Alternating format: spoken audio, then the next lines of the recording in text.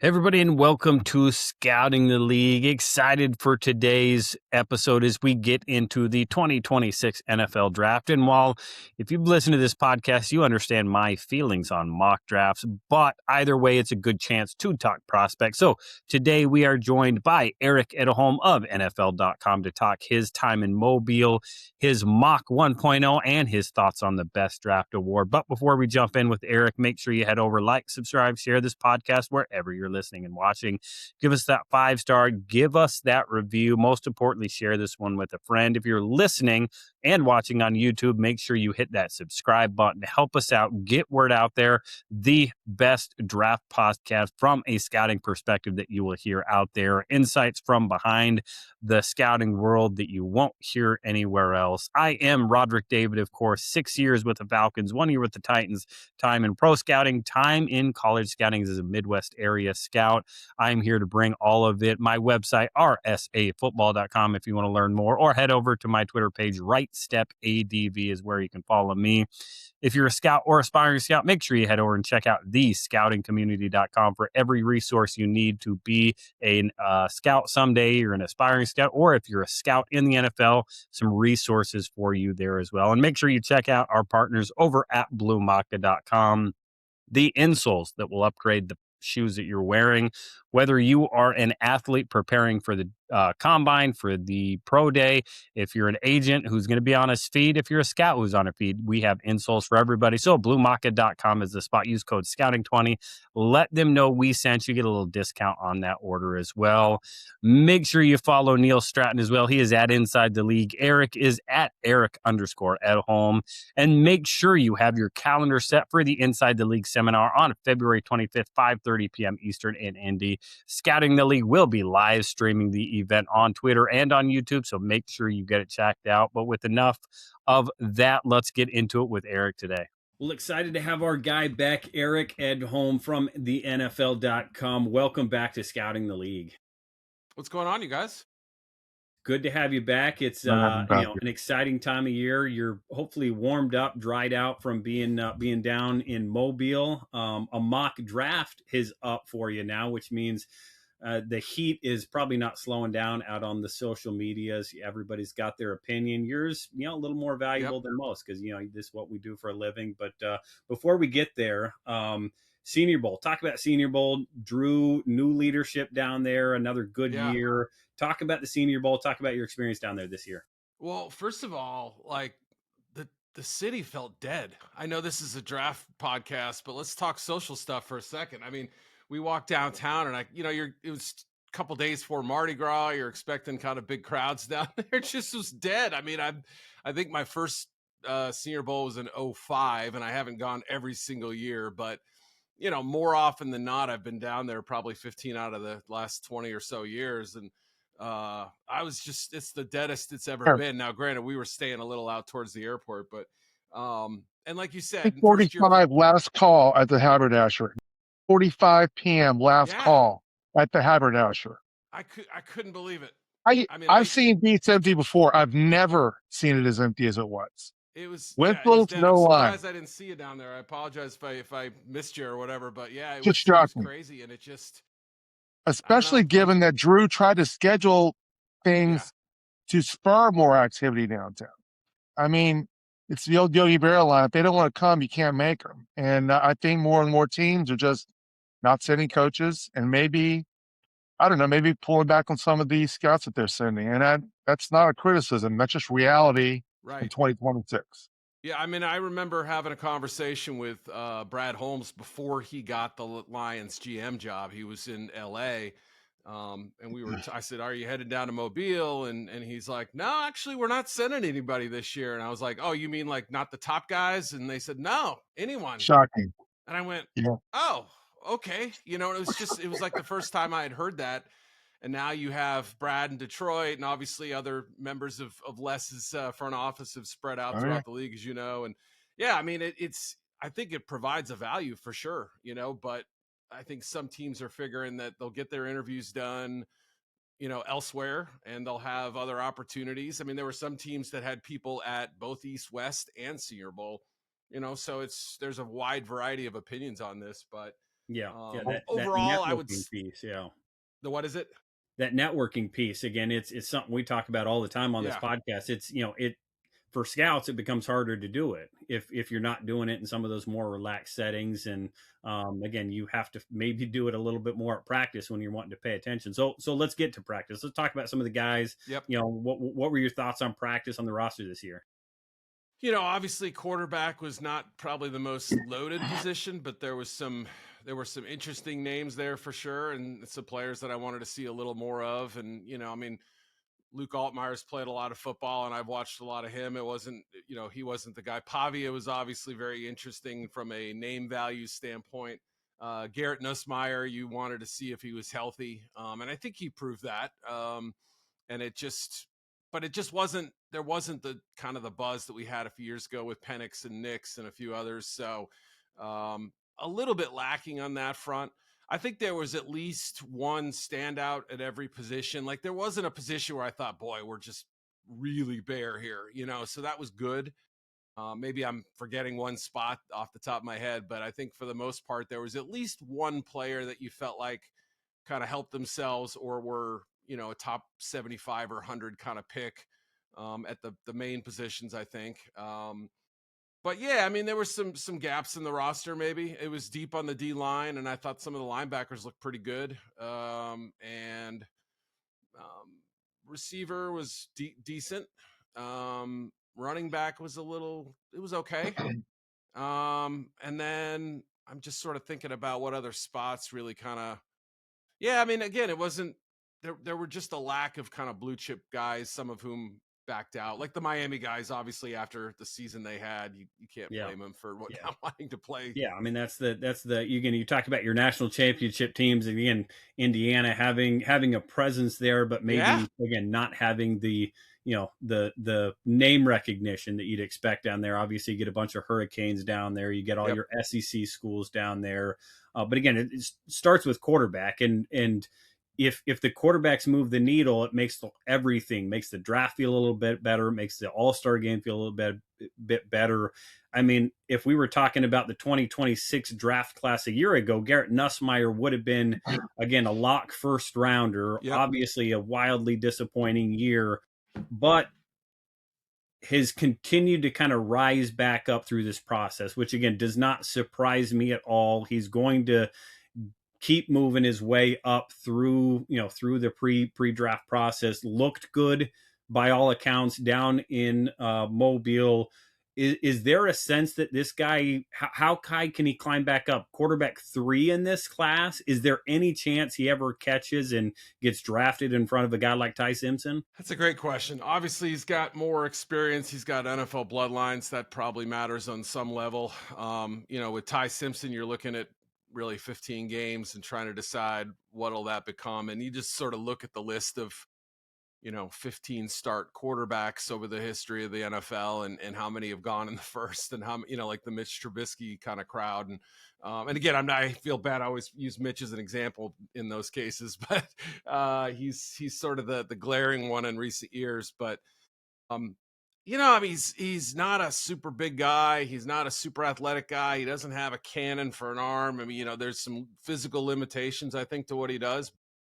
Throws with nice pace and rhythm, and it felt like he was healthy again. I found it a little strange that he was still so kind of cagey about the injury, and like they made a big deal about not really mentioning what it was. I think it was a core muscle, if I remember correctly. But like even this week, he's like, "Yeah, I'm supposedly not supposed to talk about it," and okay, whatever, But throughout the course of the week, I felt like, if I had to single out some guys who I thought, probably helped themselves at that position, I would say it was him and Cole Payton, the North Dakota State kid, who is still a project, and you're not taking him high and thinking, this is a surefire pick. I think he's a lower pick that you hope turns into something one day. But Altmaier wasn't bad. I'm trying to think. Taylon Green's a really interesting physical specimen, but Nussmeier, I would say from start to finish, probably looked the steadiest of the group. Made some confident throws to the boundary and put them where they needed to be put, and showed enough arm strength and enough sort of skill that I don't think he's going to be a first round pick. I really can't see that happening. I would think there's a little bit more of the what's behind door number 2 quality with Simpson. And if you look at the first, I don't know, I'd have to go back and look at the schedule, but 5, 6, 7 games of the season before he really started getting beat up. I mean, he made some big throws. He made some confident throws that you think that's a little more juice than what Nuss offers. But I mean, I think he's definitely done so far what he needs to do. Yeah, that's good. Well, again, it's always the quarterback spot. Again, we could come to April and be talking about just one first round quarterback. Yep. And again, we'll get to your mock draft. You've got Simpson in there, and again, situation is going to be right for him. But another play that I want to talk about. You've got 7 D-line / edge guys plus Arvell Reese, depending on where we stick him in your mock draft, or we're going to get to. But Zion Young from Missouri, again, that's been a defensive line that's kind of cranked at least one out the last 3-4 years. Zion had a good week down there. He could be kind of that sneaky get into the first round developmental rush. Or talk about the week that he had and kind of what you thought about him. Yeah, I mean, I thought he looked good. I mean, he's an interesting cat too. He's a character, and if you watch the, I think it was the Auburn game, they went to overtime, and he's out there chirping louder than the referees who have a microphone on, and so it was fun to talk to him away from the, after the practices and stuff. And you can see he's a high energy guy. I think will bring some life to a D-line room. And one of the scouts that I was standing near, we were watching D-line, O-line drills, and was sort of asking, what do you think? And Zion's in a 4-point stance. I can't really do it on camera, but he's got his elbows kind of flayed out.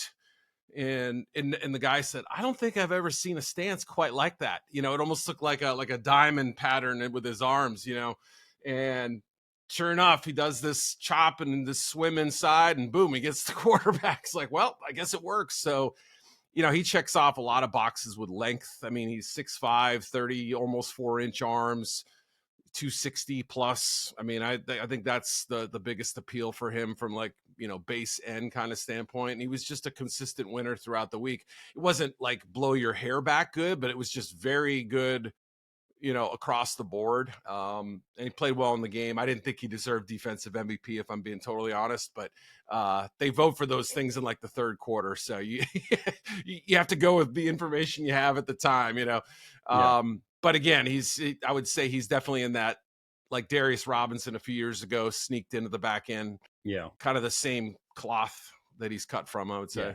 Again, the NFL. Or we move on from Senior Bowl. Rushers. And I know we want to talk about the mock draft at some point, Eric, but was Diego Pavia's measurement the coup de grace? I mean, is he undraftable at this point? 5'9"? I thought he was a UDFA coming in, and I walked out of there thinking the same thing. Not to say that he couldn't turn into something, right? We've obviously seen some undrafted quarterbacks and have some success and find a foothold in the league in different ways. And his first practice, I thought he looked pretty good. He looked a little skittish. There was like a drop snap, and then he kind of stumbled on one drop back, but it was almost like that's when he's at his best, when chaos starts happening, and he gets to create a little. So day one, I mean, he made a couple of really strong throws, one vertical shot, one sideline throw. And it's like, okay, let's go. I'm rooting for the kid. I know not everybody is. I mean, he's super confident. He said some things he probably regrets. He looked like he was only taking certain interviews down there. I guess I don't blame him, but I think you're giving him a lot of credit, Eric, saying he regrets any of those things he said. If he doesn't come across, he didn't take anything off his fastball in Mobile. He still had the same big old chip on his shoulder with everything that I saw and heard. So yeah, he's going to be who he is, I guess. Yeah, I mean, to me, a 1/4 inch or a 1/2 inch isn't the difference between him becoming an All-Pro and being out of the league in 2 years. But when you have the small size, the limitations of what that causes for you, you're smaller than Bryce Young, smaller than Kyler Murray. He's not, I don't think, a super athlete. He's a good athlete, but he's really tough and competitive. And I suppose with it being a stranger quarterback class, somebody could decide late they just want to take a flyer on him, but I would guess UDFA, yeah. Yeah, it'll be a fun process for him because wherever he's at, whatever he's dressed up, however many necklaces, gold, whatever bling he's got in, there'll be a camera on him as well to document the whole thing. And again, with the way quarterbacks are, he's probably got a Netflix documentary on the line as well too. So again, we can look forward to that. But well, let's kind of wrap it up on this here. Let's get to the mock draft. Eric Edholm mock draft 1.0 up on NFL.com now. You can go check it out. Picks 1 through 32. Of course, we have 2 to ultimately be decided. So we can talk about 30 picks and really get into it a little bit here. A couple surprises. I didn't do the historical check. Player off the national championship team in the first round. I'd imagine that's a really low number based on what we've seen probably for the last at least half dozen years. We got 4 Buckeyes, fully kind of expected those guys to be in there all year. 2 Utah offensive linemen, which is always big. 3 Hurricanes, 2 Tennessee corners. A place that doesn't seem to play defense half the time. They got 2 corners, one that didn't even play this year. Exactly. 14 players on defense, which means 18 on offense, which, again, about a nice even split. Just the 2 quarterbacks, as we said. We talked about building in the trenches. 12 players in the trenches, 5 on the O-line, 7 on the D-line, 5 wide receivers, just 1 tight end, 1 running back, of course. What sticks out to you the most as you put together this mock 1.0? Was there anything as you sat back, looked at it, you get done, you get 32 names down, like, wow, this is the way it fell? Anything surprise you? Yeah, well, first of all, there was a little bit of Senior Bowl regret because my editor was it was due. I think the Wednesday we were down there, and so I thought, am I going to really have time to work on this while I'm down there? Maybe a little finishing touch here or there, a comment, and to switch a name around. So I decided I was going to do like 85-90% of it over the weekend before I flew down to Mobile. Had it all kind of set, and I'm like, it's for a 1.0 mock, this is pretty good, right? And then, of course, Lee Hunter has a big first day, and he was one of those guys I considered. Zion Young, you mentioned. I thought, could he sneak in? Not this time, And so those are a couple examples of guys who, and even by the end of the week, Caleb Banks, the Florida kid, I thought he had a pretty rough first day. Not rough, but just a nondescript first day, and I didn't really see him flash much. And then day 2 was like, okay, the hard hat went on. I could see him being a first round pick with that body and some really, truly dominant reps in team and in one-on-one. I mean, he was looking good. So another, what I just mentioned, 3D lineman right there. That kind of Malachi Fields too. Boy, I mean, I didn't know if he'd be I was kind of thinking more top 50, top 60, probably a second round pick or whatever coming in. But boy, he's a physical specimen, really impressive looking kid. Just the way he moves at that size, even with the smaller hands. I think he had sub 9-inch hands, but like caught everything I saw and was attacking the ball, like my ball attitude kind of things. Mm-hmm. Mostly the regrets were on defense and not on offense. And that number you put out there, 18 to 14, it wouldn't shock me, even if we get some receivers in round 1, like I think we will. We always seem to. Yeah. I still think it may end up shifting closer to either 50-50 defense offense or maybe even more defense. So yeah. Well, it's a good defensive draft. I think it's a good draft on that side of the ball. I don't know the offense you could say as strongly that's the case. Yeah. Well, again, right off the bat, again, you hit the one player that, I mean, talk about an unbelievable 2-year run for Fernando Mendoza. Again, this may be the Raiders can send this card in now because again, this should be an absolute no brainer. Again, somebody I was talking to was like, well, what if somebody did offer him the farm again? I don't know if there is enough value to trade your franchise quarterback, put him with Brock Bowers, Ashton Janty. Again, you got some really good pieces in place. And again, pair him with what looks like going to be Clint Kubiak there. And again, for Raiders fans, again, you have to be excited about it. He's going to be tough. He's going to, for being kind of a buttoned up, not necessarily Raiders persona, man, the toughness that this guy's going to bring, again, just continue to stand out all year. Easy number 1 for you. I think so, and like, maybe if he was in a class with a Drake May or a Jaden Daniels or whatever, Caleb Williams, we'd have a really interesting discussion. I wouldn't be shocked if he wasn't the number 1 pick. Only because I think there's a limitation to what he offers you athletically, but the intangibles, his character or his personality may not be for everybody, but I think there'll be somebody who definitely falls in love with him. And I think that'll include the Raiders just wanting, obviously, someone as magnetic and as tough-minded as he is too. And, it's funny. My cousin is Mexican, and he said, you have no idea how big this is. Like he's explaining that like the Raiders really need a Hispanic star.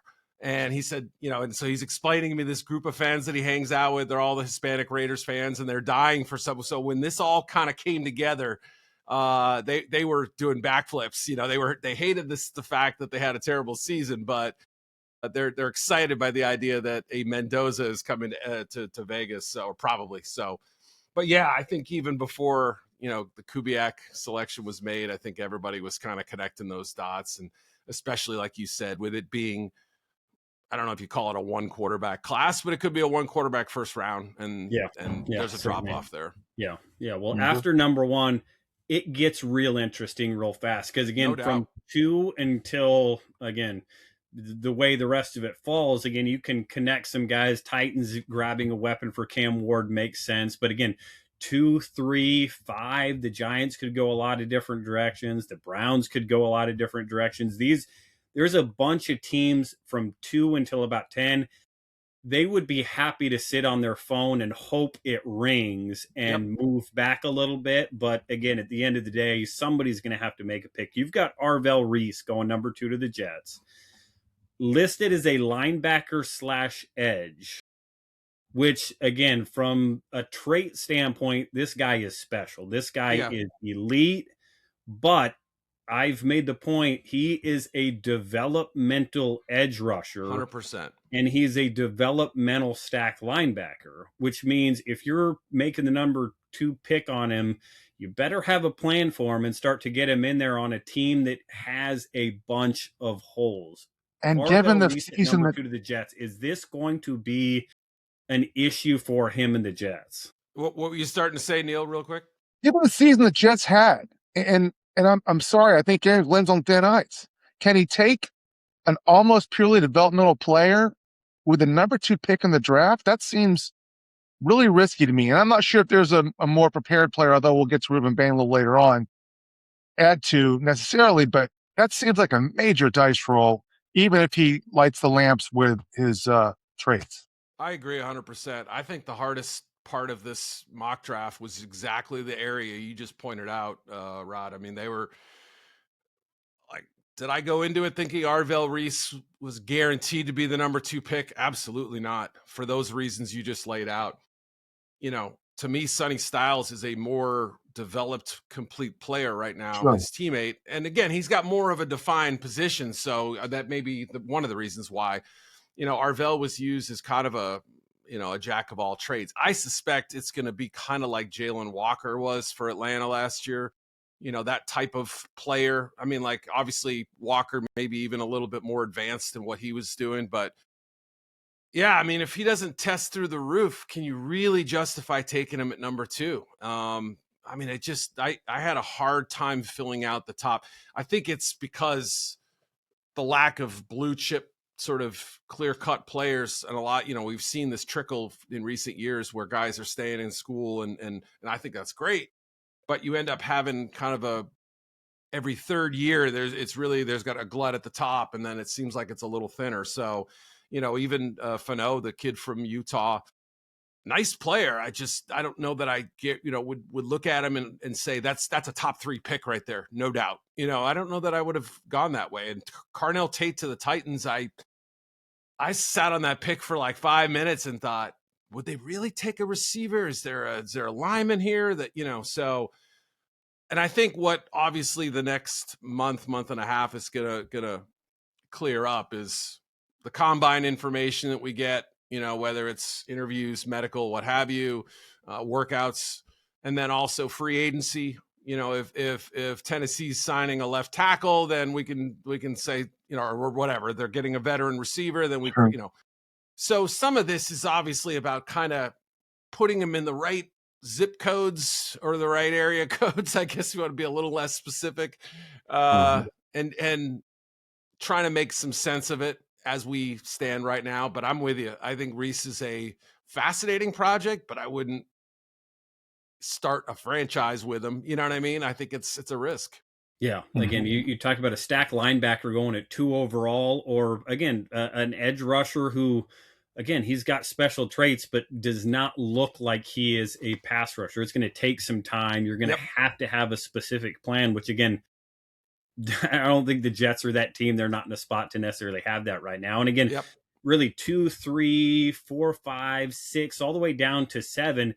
Again, the players that you look at all these players that you have in here, Bailey, Maui Go, Lemon, Tate, Fano, Reese, like at the end of the day, you could take teams 2 through 7 and players 2 through 7, throw them in a bag, pull out one of each, and again, probably make a pretty good argument for any of these guys going kind of to any of these spots. And that's part of not being a great team. You draft at the top, you probably have some holes that can be filled by the better players in this class. But again, Fano, good player, talented, still has some development. Carnell Tate, again, maybe the most polished of these prospects, both him and Mekhi Lemon, who you've got going to the Giants, good pairing with Malik Neighbors, Jackson Dart.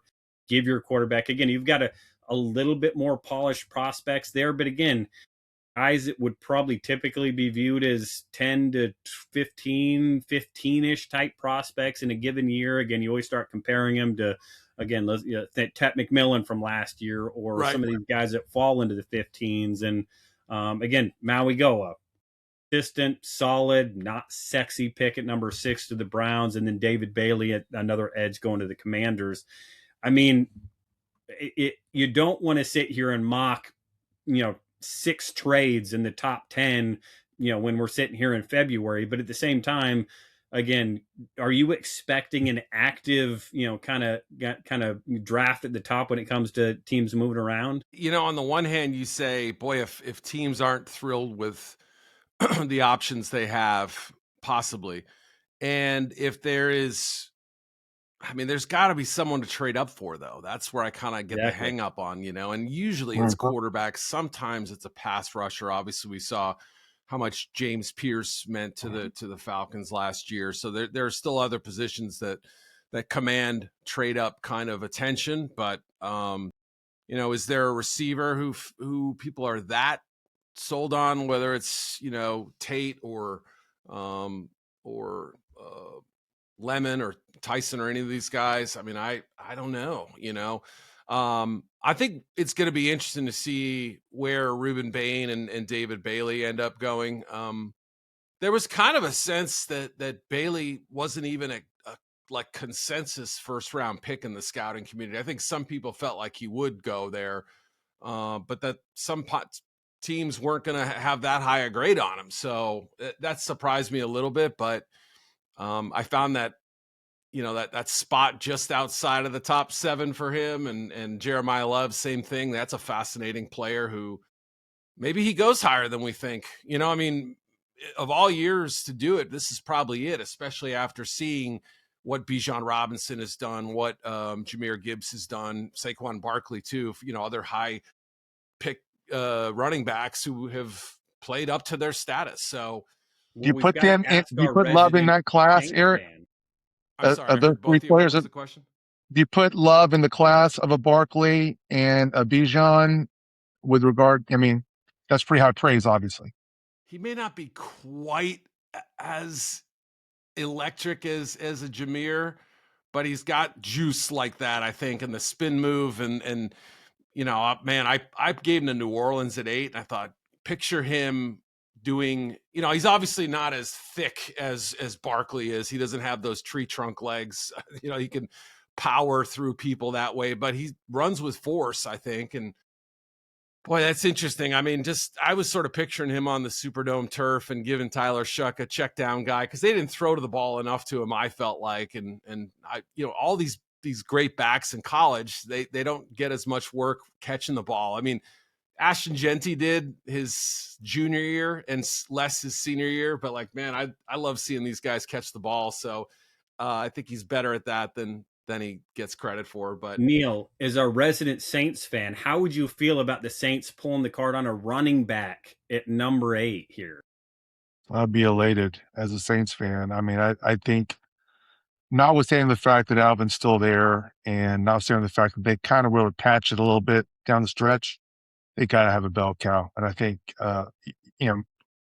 given what Kellen Moore did with Saquon Barkley, I think it'll be a tremendous pairing. But Saints have needs, and so there's other players probably would fit there. And but Love, I think, will make a lot of sense. Yeah, again, he's a really good player. Again, you can use him all 3 downs. Pairing him and Kamara would be a little bit of fun as Kamara kind of continues to wind it down. Obviously, not a spring chicken anymore. But right after the Saints, the Chiefs drafting at 9. I mean, one that just feels weird in a given year. Obviously, going and getting Reuben Bain, who, man, for all the our arm length talk about Reuben Bain Jr., this dude beat everybody he played, made plays all over.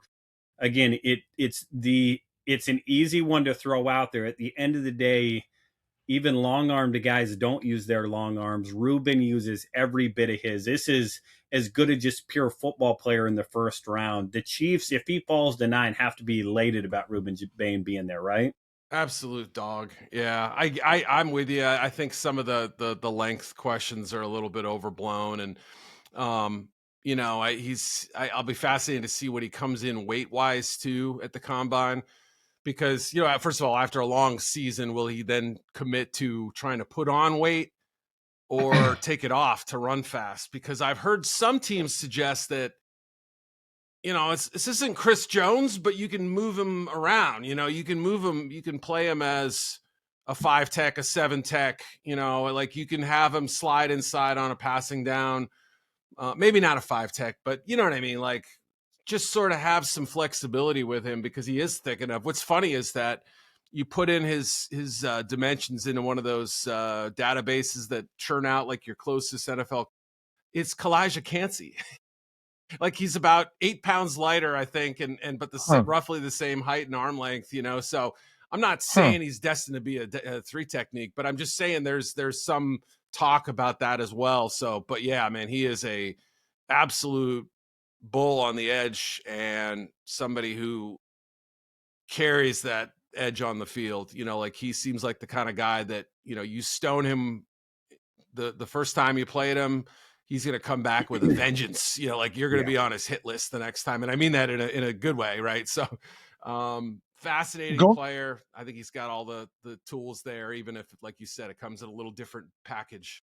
Going back to Robert's earlier question, can he overcome the levers issue enough to where a team might say, "Hey, my gosh, this guy's sliding. What an impact player. Let's go up and get him." I mean, do you think that's a possibility? Yeah, I mean, I think he's still young enough to make the case that he's got some room to improve too. I mean, like, this isn't obviously like a finished product. But yeah, I mean, that's a good question. I suppose it depends on what he does workout wise, and if you see that kind of that extra gear a little bit more than you're expecting, then I wouldn't be shocked. And his running mate, Akeem Messidor, is a really good player too. I think he's a nice player. I would take him. I know he's older, and I know it's there's some health stuff there, but yeah, that was a fun team to scout too. The other kid who down in Mobile who kind of caught my eye was Brockemeyer, who his dad was in the league, and we all remember him.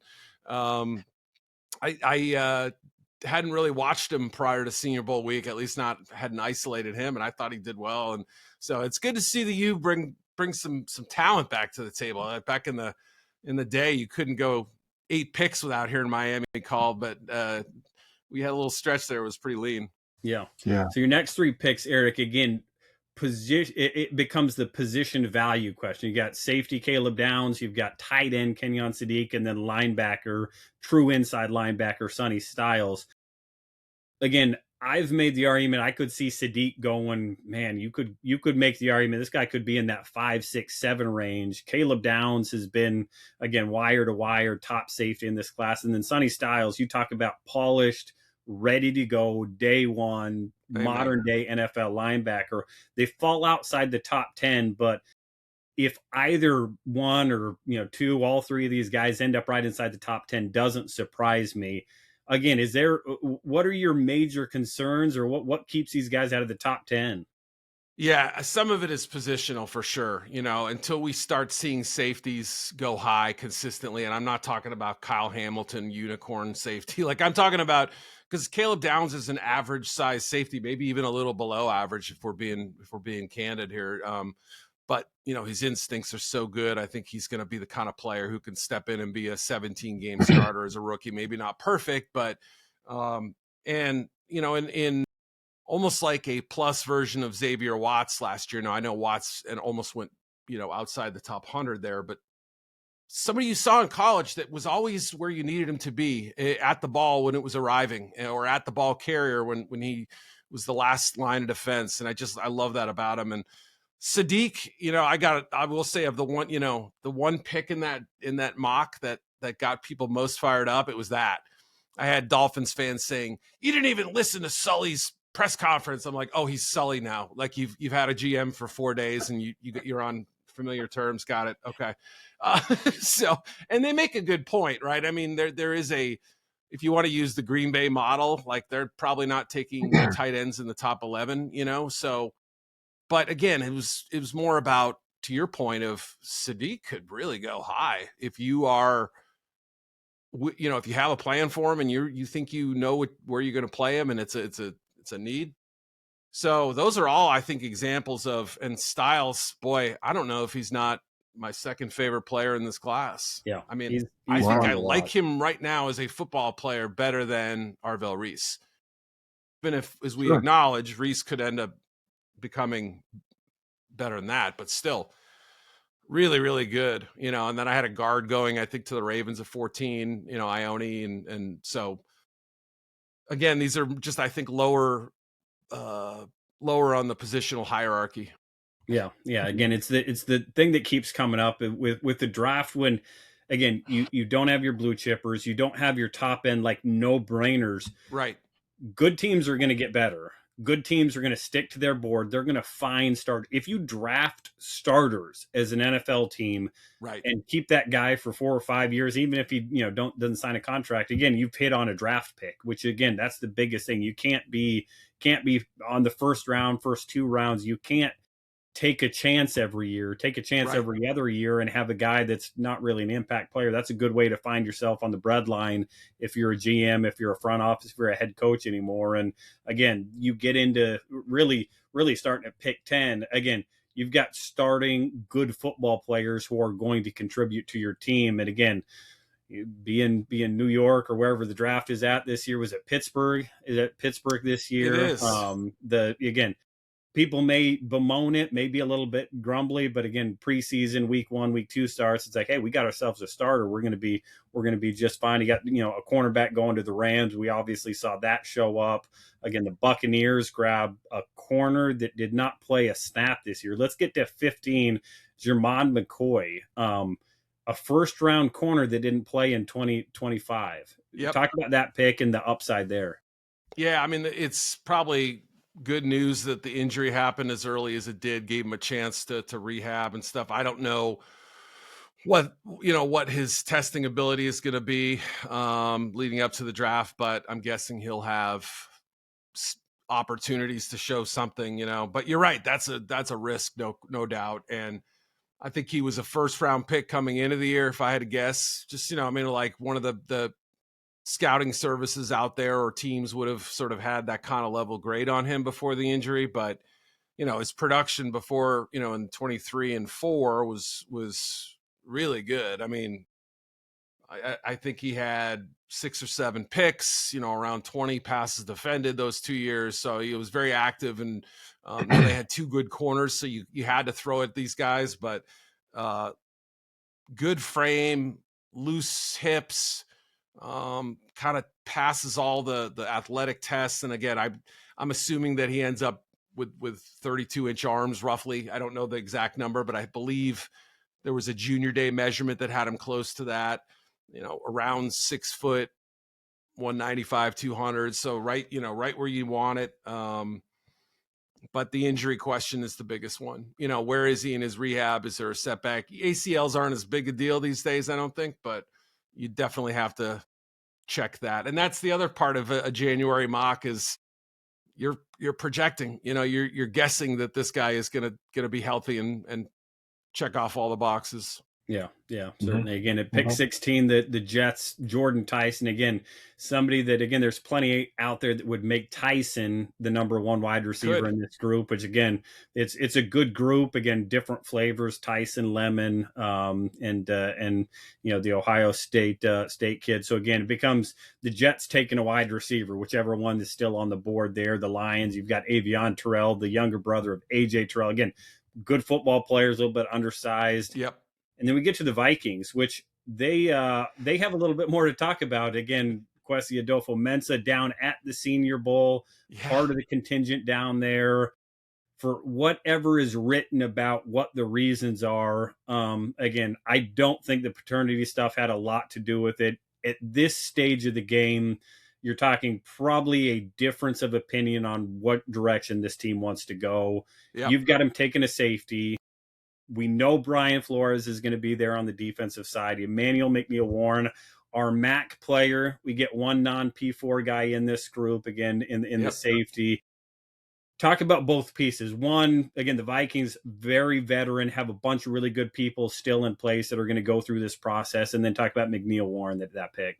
Yeah, and I made this pick with Kwesi in mind, now granted, obviously you've got Harrison Smith, who's been so good for them for a decade. He's, obviously considering retirement. So there was a need component to it, but like traits through the roof, right? He's a 6'2" kid. I mean, he's well built, 205, 210, whatever he is, just comes downhill in a click and really shows some impact ability. And I think, different position, but Quinyon Mitchell thriving the way he has coming from the MAC, and I think that helps McNeil-Warren's cause a little bit, just from an able to step up, and he's an accomplished fumble forcer. What do you say and he's a peanut puncher? I don't know what the term is, but like he already has some superpowers. Like he's already got some developed traits that isn't going to have to be taught to him. Maybe it's tweaked a little, but like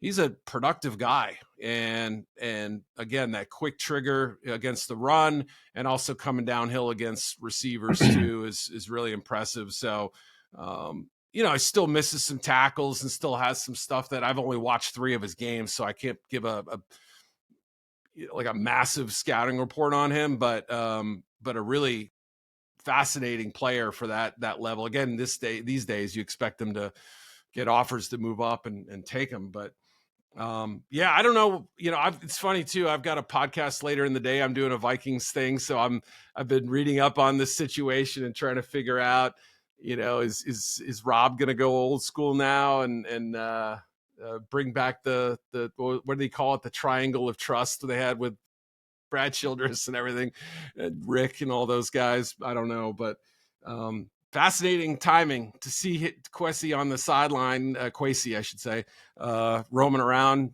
doing his thing, and then 2 days later he's gone. You don't see that every day. Yeah, again, it's the script that the NFL writers have, and again, I would think you'd be privy to it, working for them, Eric. But again, apparently they keep it within their triangle of trust. So I wish they would give me an advance copy. I never seem to get it. Yeah. After that, again, the Panthers staying in the trenches, again, surprised everybody, getting the division win, almost taking out the Rams in the playoffs. They're going, edge again. You expect Dan Morgan to can continue to build in the trenches. Maybe an offensive weapon if it falls. Again, he kind of continued to grab pieces for Bryce Young. Cowboys go defense again. The Steelers, again, a lot of questions for them. Who's going to be their quarterback? This could be that Ty Simpson spot if you want to think about a developmental quarterback. But again, a playmaker for whoever the quarterback is, because again, I think you saw that show up. Again, late in the year, obviously in the playoffs, is you need that guy. And Concepcion, again, good player that's continued to make it happen. Another edge. Going to the Chargers. You've got our other Tennessee corner going to the Eagles. Again, they just go back to the well and revamp that. As we get through the rest of these 20s, again, another wide receiver. We got another edge. We got more defenders. Our first Georgia player all the way down at 26. Is there anybody in this group. And again, it may be this pick at 28. Who's the biggest surprise as you were kind of getting through here that falls into the back end of this first round? Yeah, I mean, KC Concepcion is a really fascinating player. Like, he's not big, but he's so shifty and so electric with the ball in his hands. I mean, he's going to be a weapon somewhere. It's going to be frustrating to watch him drop those easy passes like he did last season. He just had a few that just clanged off his hands, or, concentration stuff. And, I would say it's a fairly deep wide receiver class. Like, again, it's you may have your questions at the top, or just figuring out who exactly the top guy is. But I think there's enough depth and enough talent in that sort of top 3 round range where, a player like this isn't kind of like Luther Burden a little bit last year, where you said, does he have the traits to be a first round pick? Yeah. Is he guaranteed to go there? No. But once you get into that second round range, he's going to be a hot commodity kind of player. Like, I think that's so anywhere from 20 to 50, I could see him going. And there may be some interview stuff that could help or hurt him too. But I think that's the one that I didn't feel the best about. Also, as you mentioned, could be a quarterback spot. I want to know more about Ty Simpson's health. I want to know more about how teams view him on the board. He turned down opportunities to go back to college for big money. Which is just really interesting to me. It doesn't mean it's a good or a bad thing. I just want to hear more about his thinking and his decision making. And like he said, he didn't want to hurt his legacy at Georgia, or at Alabama rather, by going elsewhere. It's fascinating to me. I don't know that I've ever heard a 1-year starter talk about their legacy before. That would be what legacy was my question as soon as you say that. So hey, he's tough as heck. He took a lot of hits, and he probably played a couple games where other guys may have tapped out, but and the intrigue is there. Again, like the first half of the season, I really liked his play. I thought this is better than I thought, even with that loss in week 1. But yeah, I don't know for sure that he's a first round pick, but he could be. Yeah. Again, pick 28. That's the one I want to talk about. Caden Proctor to the Houston Texans. You're talking, this guy was kind of consensus O-line number 1 for a long time. Obviously, plenty of questions about transferring back. Massive human being, offensive tackle, offensive guard, athlete, wildcat, tight end. Again, where do you put this guy? This guy fall into 28 surprises me. I don't think he makes it that far, but at the same time, again, there's going to be plenty of questions about Caden Proctor. No doubt. Yeah. In fact, I kind of felt the same way going into the mock. I was sort of thinking, again, I don't go in with like preconceived notions, but you have an idea of where you think they might go. Somewhere in the 10 to 20 range was kind of what I would have guessed coming in. But there were a couple teams that I think probably view him as a guard. And so I kind of wondered, guard in round 1. Oh, you can do it, but you better be sure about what, you better pretty sure about what you're getting. And Sure. I think there are certain schemes where he would be more effective than not, than other schemes, I should say.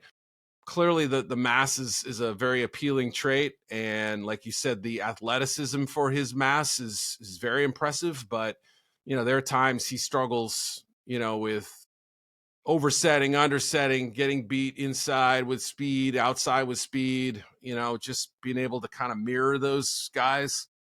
So I almost wonder if maybe the inside is his best track to get into a starting lineup right away. But I think when I was sort of pairing him with the Texans, it was more like, boy, they've done so many like mix and matching, like let's get our best 5, and it feels like that was their goal. Like let's bring in as many talented offensive linemen as we can. If they have positional versatility, all the better. So a little bit of a stretch, maybe, that I connected it that way, but I still think they want one more piece up front, and felt like it showed up in the playoff loss to the Patriots. Yeah. And so, you're right. I think there's a real good chance that he could go higher, but in this case, it just sort of worked out that way. Yeah.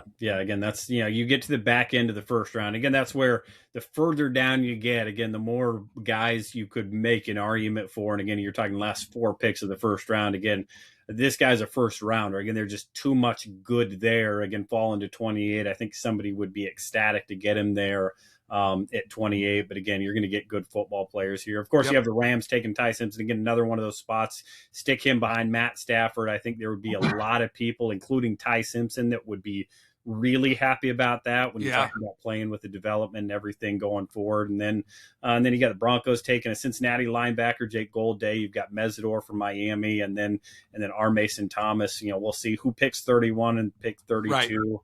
Right. But again, becomes a really, really fun way to wrap with a couple more edge rushers that, again, could get pushed up here depending on where everything goes. But Mock 1.0 is up. Go check it out at NFL.com. It's on Eric's Twitter spot. Eric_Edholm is where you can find it, where you can be nice to him, beat him up just a little bit, but not too much. Again, let us know what you think. But before we get wrapped up, again, one of the things Neil always does is give out the best draft award at the Combine. It's going to be given out February 25th inside the league seminar. Neil, take it away. Best draft award this year. Well, we have 6 finalists here. In no certain order here. We've got the Saints, the Browns, the Bears, the Panthers, the Patriots, and the Giants. Some people are more given to wanting to see improvement in record. Some people want to see pick 1 through 7, how many of them, some people want to see, well, where did you really find at the impact position? So we all kind of value it differently, but based on those classes, the players that were drafted, the way that the teams finished, who do you like? Who had the best draft last year? Yeah, I guess the irony is that I like the Browns a lot. I think they would be my natural pick. I mean, they obviously maneuvered at the top of the draft and helped themselves for the future as well. But to be able to come away with Mason Graham, Quinshon Judkins, Carson Schwessinger, first 3 picks, now all top 33 or 4 or whatever it was. But, or I guess Judkins was a little lower than that. Yeah. So, 1 first and 2 seconds and to get extra ammunition as well. And then just even throw the quarterbacks out of the equation. You got a Pro Bowl quarterback in Shedeur, right? Okay, fine. But, Harold Fannin and Dylan Sampson too, and I believe maybe 1 or 2 undrafted guys too. I don't know if you count those as well, but just pound for pound, they did pretty good work. I like the Patriots a lot. I think the Giants obviously I liked those guys at the time of the draft too. So I'm glad that it's worked out the way it has, but I think I got to go Cleveland here. Yeah. I don't, it's like kind of backing your way in a little bit because we still have the quarterback question, obviously with a new head coach too, but I think they addressed a lot of needs. So I kind of like that one. Yeah, it's hard. Eric, again, Neil and I have talked about this, and it's the Browns become an interesting, easy to point at them. And you said, I'll take the quarterbacks and throw them out. Where I said, I'm going to give you negative points because the quarterback drafting to the way they did became, to me, a detriment for the way that roster was put together and the way it ultimately played out for them, which, again, is why I knocked them. I went with Patriots. Again, when a couple of these teams hit their franchise quarterback, the Panthers for a long time were the team for me because of not just what it did this year, but what it did for the last year's draft class 2 years ago, what it did for Bryce Young. Again, when you have 6 good candidates in this group, again, the Saints can make the argument. Again, it was all these teams nailed it. And, Neil rightfully went from 5 to 6 here and allowed one more fan base to get involved in the argument, which is always good to have more voices. Yeah, I mean, and look, Saints too. Yeah, I mean, Banks was a hit and Shuck was a hit.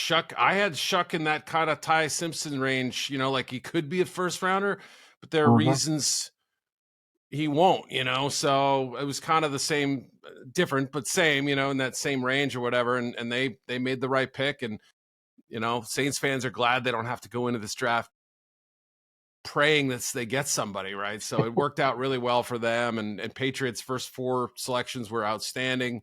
You get rookie starters / contributors.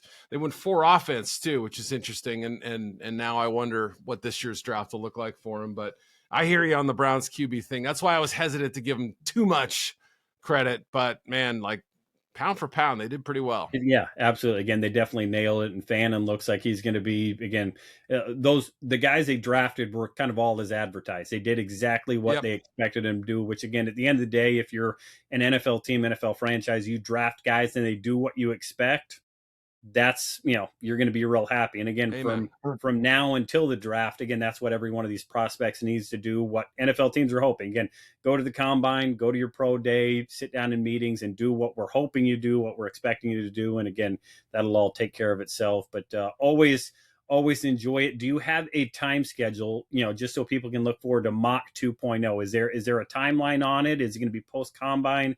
When will 2.0 come out for you? I believe you're right. I had to think. I have not actually gotten the date assigned to me yet, but I believe it'll be it's usually the week after the combine. So they give me a little time. I wish they would let me do it right after the Senior Bowl, but a little more condensed this year. So yes, I think it's right. I think it's somewhere in that first week of March range. Perfect. Well, everybody will have their calendar set for it. Make sure you're following him at Eric_Edholm. Again, you can follow me at RightStepADV, and Neil is, of course, at Inside the League. We hope to see it at the seminar. We definitely will see it at the combine. And again, everything in between then, we'll be following you. I'm sure something will pop up from that Minnesota interview you're going to be doing on Kwesi and everything the Vikings have going on. But always appreciate you being on with us. Great talking to you guys. We'll see you at the combine. Agents, before we go, make sure you go check out Agent Live 360. It is at agentlive360.com for everything you need for your agency, from players to coaches, managing profiles, tracking invoices, sending invoices, getting paid, keeping up on every element of your entire agency. Notification emails, file, folder, storage, ROI, transactions, invoices, calendar, contracts, teams, reps, everything all in one spot for you. That is Agent Live 360. Hop on, request a demo. Yours truly will hop on, walk you through it. I can promise you we will talk some football as well. Sign up now with code TRIAL90 for a 90-day, 3-month trial at just $10 a month for Agent Live 360. That's at agentlive360.com. Go check it out now.